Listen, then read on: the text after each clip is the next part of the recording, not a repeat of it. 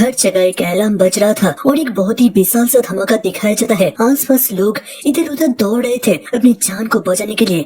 आसमान से आग की बारिश हो रही थी और उन्हीं आगों के बीच एक ब्लू कलर का एस्ट्रॉइड को धरती में गिरते हुए दिखाया जाता है। और ये स्पेशल ब्लू कलर का एस्ट्रॉइड सीधा आते हुए एक कॉलेज में पढ़ते हुए लड़के से जाकर टकराता है और उसकी पूरी शरीर ब्लू कलर के फायर के अंदर जलने लगा था। उसको बहुत ही ज्यादा दर्द का एहसास होता है। दिखाई देता है वो स्टोन सीधा लड़के के दिल के पास पहुंच गया था और जैसे कि उसी के अंदर अपना घर बसा लिया था। फिर सीन सीधा शिफ्ट होता है 2 साल के बाद लियांग सिटी के हाई स्कूल पर, जहाँ पर बहुत सारे स्टूडेंट्स इकट्ठे हुए थे एक फील्ड पर और उनके सामने एक टीचर स्टेज पर अनाउंस करते हुए कहता है, देखो स्टूडेंट्स, अगर तुम लोग फ्यूचर में जाकर एक मार्शल आर्टिस्ट बनना चाहते हो तो फिर तुम लोग को होंगसी एकेडमी पर एडमिशन लेना ही पड़ेगा और उसके लिए तुम्हें दोनों एग्जाम को ही अच्छे तरीके से पास करना पड़ेगा। पहला है रिटन एग्जाम और दूसरा मार्शल आर्ट एग्जाम, जिसका टोटल स्कोर 750 है, जिसके अंदर लिखित एग्जाम में टोटल 225 नंबर रहेगा और मार्शल एग्जाम में टोटल 525। और मैं आशा करता हूँ कि तुम में से हर एक लोग जो कि यहाँ पर इकट्ठा हुआ है वो अच्छे से इस एग्जाम को दे पाएंगे और इसे पास कर पाएंगे। फिर वो सभी को वार्न करते हुए कहता है, याद रखना यहाँ पर टोटल रैंकिंग के अंदर टॉप के 10 लोग ही बस होंगसी क्लास के अंदर एडमिशन ले पाएंगे और आज पहला लिखित एग्जाम होगा तो फिर सारे लोग एग्जाम हॉल के अंदर जा सकते हो। तभी सभी लोगों के बीच हमारे हीरो चैन को दिखाया जाता है। वो मनी मन अपने हाथ को टाइट करते हुए सोचता है, एक मार्शल आर्टिस्ट बनने का चांस, इसको मैं इग्नोर नहीं कर सकता। और वो बताता है आज से 2 साल पहले वो उस इंसिडेंट के बाद कोमा में चला गया था, जिसके कारण से उसने अपनी हाई स्कूल के अंदर 2 साल को मिस कर दिए और उसको स्कूल की तरफ से मेडिकल लीव भी दिया गया था और इस बार उसका ये लास्ट चांस है और उसे मार्शल आर्टिस्ट किसी भी हालत में बनना है। फिर जब वो आगे बढ़ ही रहा था तभी वो सामने से किसी से टकरा जाता है और दिखाई देता है वहाँ पर 3 गैंग टाइप के लोग थे, जिनके मिडिल पर एक बंदा काफी ज्यादा एरोगेंट बनते हुए कहता है, अरे ये तो चैन है, क्या तुम सही में यहाँ पर एग्जाम देने के लिए आए हो? सारे लोग अच्छे से देखो, क्या तुम्हें लगता है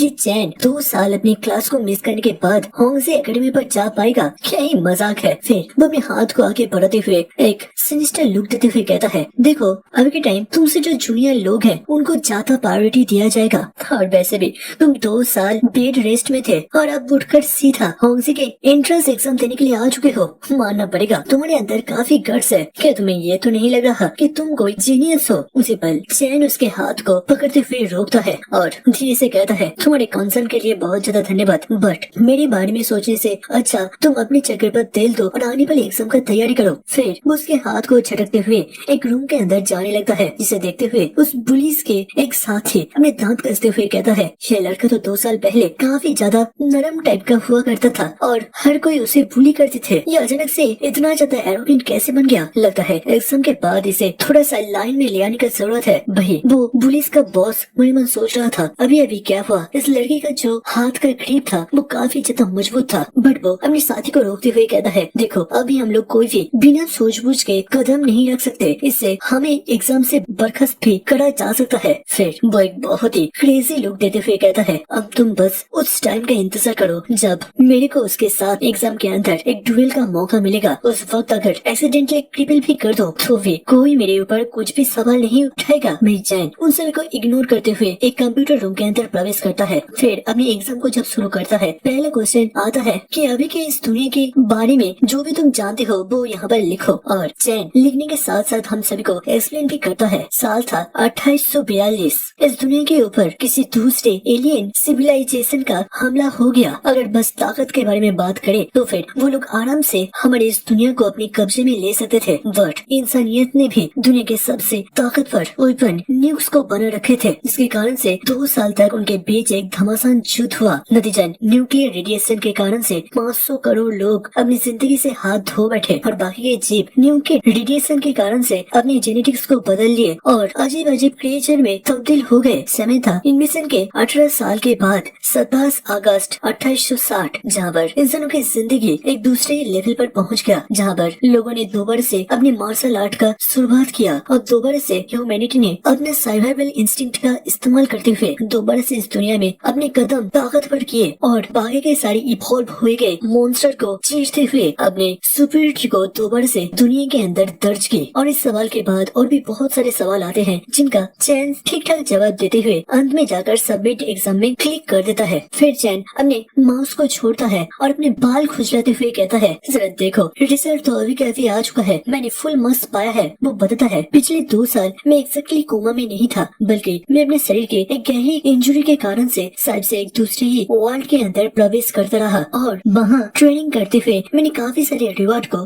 गैदर किए और उन्हीं में से एक रिवॉर्ड है मेंटल पावर, जिसके माध्यम से मैंने अभी फोटोग्राफिक मेमोरी को एक्वायर कर लिया है। इसके माध्यम से मैं किसी भी चीज को बस एक बार ही देखकर उसे याद कर सकता हूँ, जिसके कारण से मैं इसी को ढाल बनाते हुए आज इतने कॉन्फिडेंस के साथ इस एग्जाम को देने के लिए आया हूँ। बट चलो, इस परफेक्ट स्कोर 225 के साथ भी मैं आराम से अभी घर जा सकता हूँ और मार्शल आर्ट का एग्जाम तो कल होने वाला है। इसके साथ शिफ्ट होता है कुछ टाइम के बाद, जहाँ पर चैन अपने घर के अंदर एंटर करते हुए अपने डैड को हेलो करता है। मैं दिखाई देता है टेबल के साइड पर एक डार्क ग्रीन अंडरवेयर में एक मस्कुलर आदमी एक बैग को पैक कर रहा था। तभी हमारे हीरो के पॉकेट से एक छोटा सा टोकन नीचे गिर जाता है। तभी पीछे से एक लड़की उस टोकन को उठाते हुए कहता है, अरे देखो तुम कितना ही ज्यादा लापरवाही करे हो, ये तो तुम्हारे कल का एग्जाम देने का टिकट है, ज्यादा चीजों का ध्यान रखा करो। इसके कुछ टाइम के बाद उन लोगों का डिनर बैठता है, जहाँ पर उनके डैड अपने बच्चों के लिए खाना लेकर आ रहा था। तभी चैन के सामने एक बटल को उसका डैड टेबल में रखता है और अचानक से चैन का नजर इसके ऊपर पड़ जाता है और वो हैरान होते हुए कहता है, ये तो ब्लड कीवी पाउडर है, पापा आपको ये कहाँ से मिला? उसका डैड खुश होते हुए कहती है, तुम ना होंगजी क्लास पर जाने वाले हो, इसके कारण से मैंने इस पाउडर को लेकर आया हूँ। और वो खुश होते हुए कहता है, ये तुम्हें अपने एग्जाम के स्कोर को और भी ज्यादा बढ़ाने में मदद करेगा। तभी चैन कंसर्न होते हुए कहता है, पापा ये सब का कोई भी जरूरत नहीं था, मैं इन सब के बिना भी एग्जाम को पास कर सकता हूँ। तभी उसका डैड उसके कंधे पर हाथ रखते हुए हंसते हुए कहता है, देखो तुम्हें अभी से इतना ज्यादा सोचने की जरूरत नहीं है, जब तक तुम्हारा डैड है वो सब कुछ संभाल लेगा। और ये तो क्या ही है, अगर तुम्हारे साथ साथ तुम्हारे बहन भी एग्जाम देने के लिए जाए तो फिर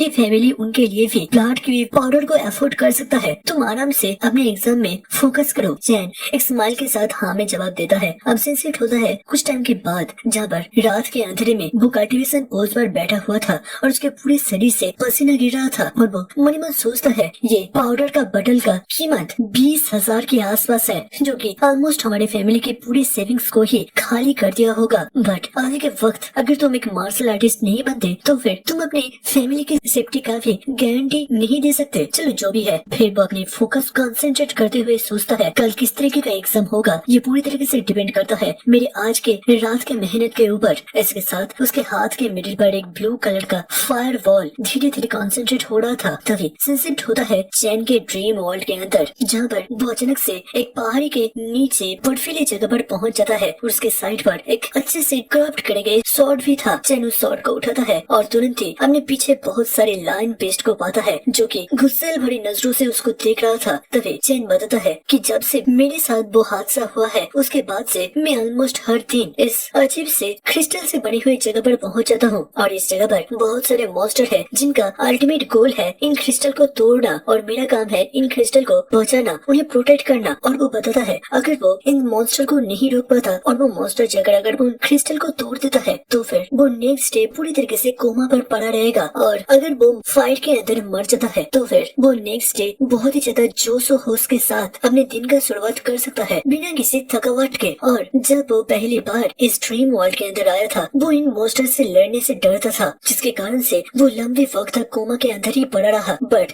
जिस वक्त से वो इनसे लड़ना शुरू कर दिया है और मौत से डरना भूल चुका है, तब से वो धीरे धीरे ताकतवर बनना शुरू कर दिया है। और बस इतना ही नहीं, अगर वो मॉन्स्टर को हराता है और एक मॉन्स्टर वेव को खत्म कर पाता है तो फिर उसके मेंटल पावर और भी ज्यादा बढ़ जाता है और उसको अलग अलग रिवॉर्ड भी दिया जाता है। तभी चैन ने एक वेव को खत्म कर दिया था और सिस्टम से नोटिफिकेशन आता है कि नेक्स्ट वेव 30 सेकंड के बाद ही आने वाला है। और इसी तरीके से वो और भी 4 वेव को खत्म करता है, वो भी बहुत ही ज्यादा स्पीड के साथ बिल्कुल निडर होकर। फिर वो एक गहरी सांस छोड़ते हुए कहता है, अब मैं इतनी बार इस लेवल को कंप्लीट करा हूँ कि मेरे को आदत सा पड़ चुका है, बट अभी भी मेरा जो शरीर का स्टैट है इसके हिसाब से मैं उस मार्शल एकेडमी के अंदर जा नहीं पाऊंगा, मेरे को और एक लेवल अप का जरूरत है। तभी सिस्टम से नोटिफिकेशन आता है कि अब मॉन्स्टर का 5th वेव आने वाला है और यूजर को सावधान रहने के लिए कहा जाता है। चैन कॉन्शियस होते हुए साइड में घूमता है और एक बहुत ही तेजी से रेड कलर का शैडो टाइप का एक बड़ा सा मॉन्स्टर आगे बढ़ता है, दिखाई देता है। ये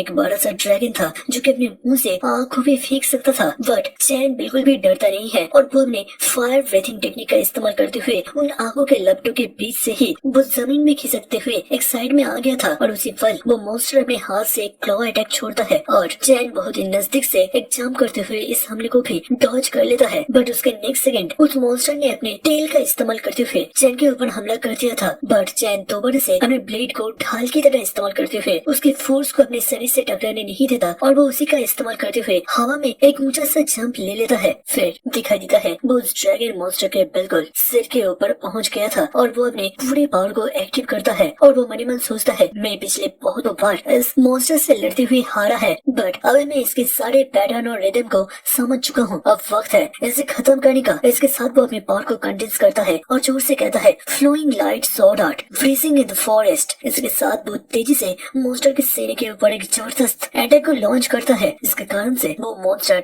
जोर से दहाड़ते हुए जमीन में गिर जाता है और चैन बिल्कुल उसके पेट के ऊपर खड़ा हो गया था और उसके गिरने के कारण से थोड़े कुछ छोटे बड़े पत्थर उसके शरीर से भी टकराता है। बट वो उस ड्रैगन को नीचे से देखते हुए समझ पाता है कि ये अब बरसक मोड पर जाने वाला है। दिखाई देता है उस ड्रैगन के सीने के अंदर जैसे कि लावा बहने लगा था, वो काफी ज्यादा ग्लो कर रहा था। वही चैन मन मन कहता है मैं थोड़ा सा केयरलेस हो गया था, बट फिर भी मैं इनसे ज्यादा इंजोर्ड नहीं हुआ। बट दूसरे पल वो ड्रैगन खड़ा होते हुए अपने क्लॉ को तेजी से चैन की तरफ बढ़ाता है। वही चैन बहुत ही नजदीक से उसके हमले को डॉज करता है और मन मन सोचता है मेरे को शांत होने का जरूरत है, मैं इस मैच को जोर से जीत सकता हूँ। और वो तेजी से ड्रैगन के हमले को डॉज करते हुए अपने दांत कसते हुए आगे बढ़ जाता है। फिर बिना रुके ड्रैगन के ही हाथ के ऊपर जंप करते हुए सीधा ड्रैगन के मुंह के पास पहुंच जाता है। फिर सीधा उसके मुंह के ऊपर ही हमला करने के लिए आगे बढ़ा था, बट उसी वक्त वो ड्रैगन अपने मुंह से फायर को थ्रो करता है जो कि सीधा चैन के सामने पहुंच जाता है और वो पूरी तरीके से डर में आ जाता है। उसके चेहरे से पसीना गिरने लगा था, बट एंड वक्त पर वो किसी तरीके से अपने स्पीड के साइड को डाइवर्ट करता है, वो भी अपने तलवार का इस्तेमाल करते हुए। और वो मन ही मन सोचता है छोटी बॉडी होने का भी एक अलग ही फायदा है जो कि तुम नहीं समझोगे। इसी के साथ वो जल्दी से अपनी तलवार को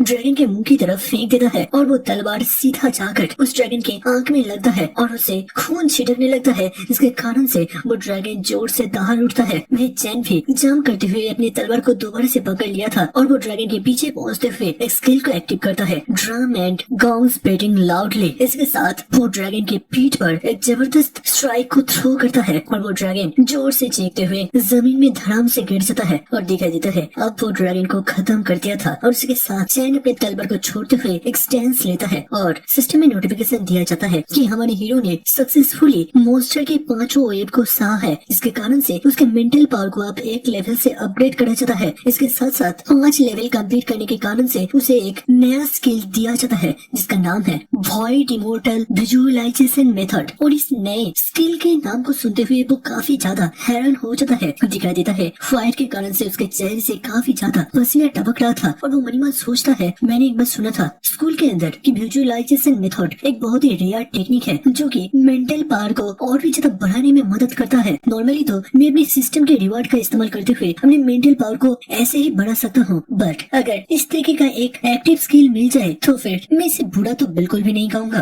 तभी सिस्टम से एक तीसरा नोटिफिकेशन दिया जाता है कि हीरो जल्दी से जल्दी अपना तैयारी मुकम्मल कर ले क्योंकि नेक्स्ट मॉन्स्टर का वेब भी बहुत ही जल्द आने वाला है। चैन अपने हाथ छोड़ते हुए साइड में देखता है और उसके आंखें सिकुड़ जाता है। दिखाई देता है वहाँ पर बहुत सारे बड़ी बड़ी विशाल से ऑर्क मॉन्स्टर आने लगे थे और इसके साथ उसका खेल खत्म हो जाता है और हमारे हीरो दोबारा से रियलिटी में जागता है और मन ही मन सोचता है बाबा जितने सारे मॉन्स्टर थे उनका लेवल मेरे से एक लेवल ज्यादा है, बट उनका नंबर 30 के आसपास था। लगता है ये वाला लेवल में जल्दी ही पास नहीं कर सकता, इसके लिए मेरे को काफी सारे पापड़ बेलने पड़ेंगे। चलो जो भी है पहले तो इस नए टेक्निक को देखते हैं। इसके साथ अपने विजुअलाइजेशन मेथड को जब एक्टिव करने के बारे में सोचता है उसके हाथ पर एक लाइट से बना हुआ किताब अपीयर होने लगता है तभी और वहाँ से एक पतली सी ऑरा की धागा उसके दिमाग के पास जाने लगता है और हीरो के आंख बिल्कुल सिकुड़ जाता है। वो अब दोबारा से और एक दूसरे वर्ल्ड पर पहुंच गया था जो कि शायद से इनर वर्ल्ड था। वो बिल्कुल पानी के ऊपर तैर रहा था और जब वो ऊपर देखता है वहाँ पर एक बहुत ही विशाल सा मॉन्स्टर जिसके 6 आंख थे और वो एक क्रीपी स्माइल देते हुए हीरो की तरफ ही देख रहा था। और इस मॉन्स्टर की साइज तुम इसी से समझ सकते हो कि हमारे हीरो की साइज उसके एक उंगली के नाखून बराबर भी नहीं था। उसको एक इमेंस प्रेशर महसूस होता है। तो मन ही मन सोचता है सच में इसे ऐसे ही नहीं कहा जाता कि ये बहुत ही ज्यादा ही कठिन टेक्निक है। जिस वक्त को मैं इस जायंट के आंखों में देखूंगा उसी वक्त एक ट्रायल शुरू हो जाएगा। वही अंदर क्या चलता है ये चीज हमें दिखाई नहीं जाता और सिंसिट होता है दोबारा से बाहरी वर्ल्ड पर जहाँ पर चैन के शरीर से बहुत ही ज्यादा ब्लू ऑर्डर रिलीज हो रहा था और अचानक से उसका बहन उसके घर के दरवाजे को धड़ाम से खोलता है और कहता है, भाई खाना तैयार हो चुका है, अब आ जाइए। चैन पसीने से लपटे हुए टी शर्ट को खोलने लगता है और तभी उसका बहन कहता है, भाई तुम तो कुछ ज्यादा ही रिप्ड और हैंडसम लग रहे हो। चैन उसकी तरफ देखता है और थोड़ा सा परेशान होते हुए आगे बढ़ते हुए उसके बहन के सिर पर टपली मारते हुए कहता है कि तुम्हारा भाई पहले हैंडसम नहीं था। भाई उसका बहन गुस्से में कहती है, मेरा बाल खराब हो जाएगा, ऐसा मत करो। भी चैन छोड़ देता है बट उसका बहन तब भी सोच रही थी अचानक से भाई के अंदर इतना ज्यादा बदलाव कैसे आ गया। तभी चैन आईने के सामने खड़ा होता है और दिखाई देता है उसका पूरा शरीर काफी ज्यादा रिप्ड और मस्कुलर लग रहा था और वो मन ही मन सोचता है कैसा हो सकता है ये वॉइड इमोर्टल विजुअलाइजेशन मेथड के कारण से ही क्या हुआ है। चलो जो भी है, अभी मेरे को स्कूल के लिए निकालना पड़ेगा। सिंसिप होता है कुछ टाइम के बाद जहाँ पर चैन ने अपना सारा काम कर लिया था और वो अपने डैड और बाकी बहनों को बाय बाय करते हुए घर से जाने लगता है। फिर सिंसिप होता है सीधा स्कूल के यंग सिटी के नंबर 1 हाई स्कूल के जिम्नासियम पर। और पता नहीं ये लोग बास्केटबॉल के प्लेग्राउंड को क्यों जिम्नासियम कहते हैं। भाई हीरो मन ही मन सोचता है सच में मेरा ये वॉइड इमोर्टल का टेक्निक काफी ज्यादा इम्प्रेसिव है। मैं अभी से मेरी बॉडी के अंदर के इम्प्रूवमेंट को महसूस कर सकता हूँ। मैं बाबर बाकी भी बहुत सारे स्टूडेंट इधर उधर बात कर रहे थे या फिर अपनी ट्रेनिंग कर रहे थे। उसी वक्त अचानक से चैन की साइड से कोई कहता है, अरे ये क्या वही जीनियस स्टूडेंट चैन है जो कि 2 साल से बिना स्टडी करे यहाँ पर पहुँच गया। दिखाई देता है ये असल में वही बुली लोग थे और उनका बॉस एक स्माइल देते हुए कहता है, जो कि 2 साल सस्पेंड होने से पहले बिल्कुल एक भीगी बिल्ली हुआ करता था कि अब वो यहाँ पर आकर स्कूल में अपनी लास्ट पोजीशन को सिक्योर करने के लिए आया है। मतलब वो सीधी तरीके से हमारे हीरो को मॉक कर रहा था। भाई चैन बिल्कुल एक शांत लुक देते हुए कहता है, फिर भी तो मैंने एग्जाम ही नहीं दिया था बट तुम लोग तो 2 साल फेल कर फिर जाकर यहाँ पर आए हो, शर्म तो तुम लोगों को आना चाहिए। जो सुनते फिर उसे पुलिस के एक साइड वाला लड़का जोर से चीखता है, क्या कहा तुमने। भाई चैन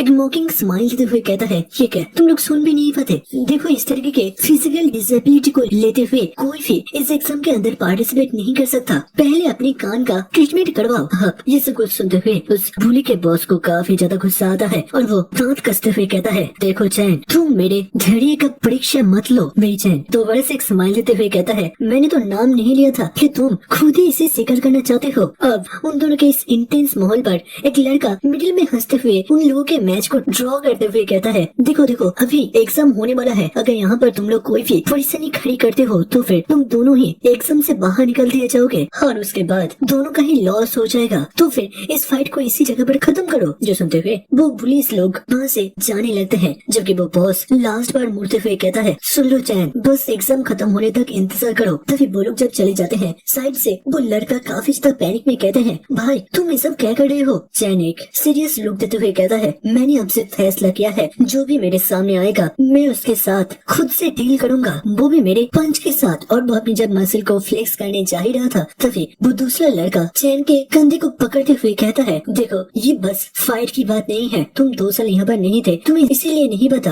असल में इस बुली का बॉस जिसका नाम फेंग रुई है वो रिसेंटली बहुत ही ज्यादा एरोगेंट बन चुका है क्योंकि उसके सेकंड अंकल अभी इस स्कूल का डीन बन चुका है और खबर है कि डीन ने ऑलरेडी इस बार के क्वेश्चन पेपर को भी फेंग रुई के लिए लीक कर दिया था। वही अभी चैन मनी मन सोचता है, लगता है अब से मेरे को इस फेंग रुई से थोड़ा सा संभाल के रहना पड़ेगा। ऐसा हो सकता है कि टीचर और वो मिलकर मेरे पीछे कॉन्स्पिरेसी रचने का कोशिश करे। तभी साइड से अनाउंस करा जाता है कि मार्शल आर्ट असाइनमेंट को 2 तरीके से डिवाइड करा गया है, पहला स्ट्रेंथ टेस्ट और दूसरा कॉम्बैट डुएल। और सारे लोगों को बताया जाता है कि स्ट्रेंथ टेस्ट करने के लिए सारे लोग 10 लोग एक टीम के अंदर डिवाइड हो जाए। सारे लोग डिवाइड होकर एक लाइन पर खड़े हो जाते हैं और उसके साथ अनाउंस कर बताया जाता है कि इन्हीं 10 लोगों के अंदर जो लास्ट में रैंक करेगा उसे बाहर निकल दिया जाएगा और बाकी लोग नेक्स्ट मैच में पार्टिसिपेट कर सकते हैं। तभी वो लोग एक बड़े से सैंडबैग के पास पहुंचता है जो कि देखने में किसी भालू का पेट की तरह था और इसको अंदर पार्टिसिपेंट को बहुत ही तगड़ा सा पंच को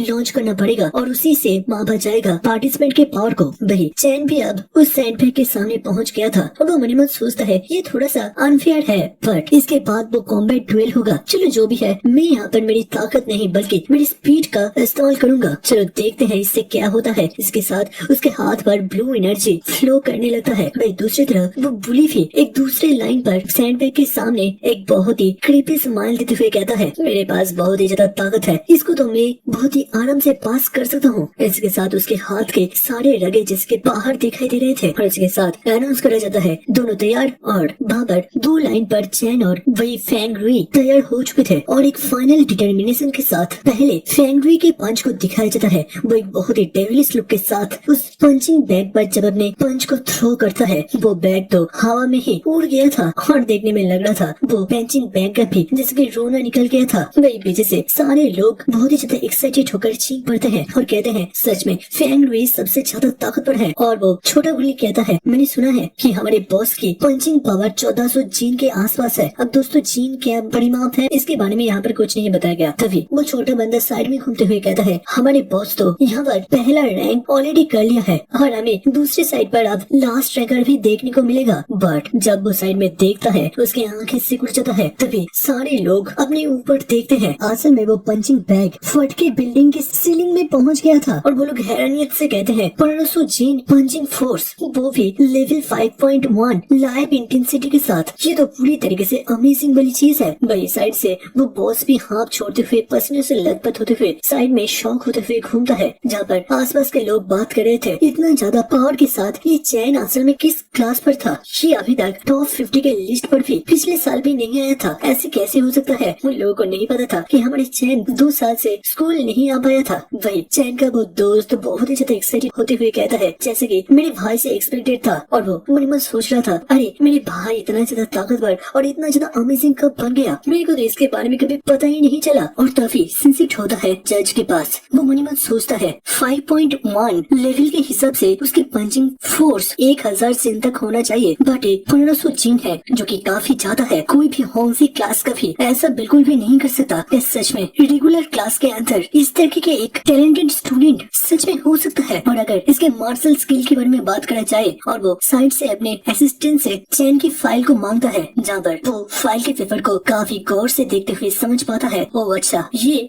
2 साल तक छुट्टी में था और वो टायर 1 में है 55% मार्शल स्किल के साथ। नहीं, शायद से ये इससे काफी ज्यादा हो सकता है। लगता है इसको बाद में जाकर थोड़ा सा और टेस्ट करना पड़ेगा जिससे कि इसके असली ताकत के बारे में मेरे को पता चल सके। कुछ टाइम के बाद थर्ड एग्जाम का बारी आता है, जहाँ पर सभी का डुएल का बंदोबस्त कर गया था और दिखाई देता है एरिना के आसपास बहुत सारे स्टूडेंट इकट्ठा हो गए थे। तभी टीचर एक पेपर को पकड़ते हुए कहता है ठीक है, अब मैं जिन भी स्टूडेंट के नाम लूंगा वो सारे डुएल के लिए एरिना पर मूव करेंगे। तो पहला स्टूडेंट है चैन और उसका ओपोनेंट बनेगा फेंगरुई। दिखाई देता है चैन काफी ज्यादा शांत था, जबकि दूसरी तरफ फेंगरुई के चेहरे पर एक सिनिस्टर स्माइल खिल गया था। आसपास ऑडियंस के अंदर स्टूडेंट आपस में बात करते हैं कि सच में इस मैच को भी चैन जीत सकता है। तभी साइड से और एक स्टूडेंट उसे रोकते हुए कहता है कि उसकी ताकत ज्यादा हो, बट असली कॉम्बैट फाइट के अंदर मार्शल स्किल और टेक्निक्स ज्यादा मायने रखते हैं और इन सब में फेंगरुई को एक बहुत ही बड़ा सा एडवांटेज मिलेगा। तभी सिंसिट होता है दोबारा से एरिना पर, जब दोनों स्टूडेंट आमने सामने खड़े हो गए थे। फेंगरुई कहता है चैन देखो ऐसा मत सोचना कि तुम पिछले राउंड पर मेरे से जीत गए थे तो इसका मतलब है इस राउंड में भी तुम जीत जाओगे। ये राउंड तुम्हारे लिए काफी ज्यादा टफ होने वाला है। तभी चैन एक स्माइल देते हुए कहता है चलो देखते हैं मैच के अंत तक तुम अपने इस एटीट्यूड को मेंटेन कर पाते हो या फिर नहीं। उसी पल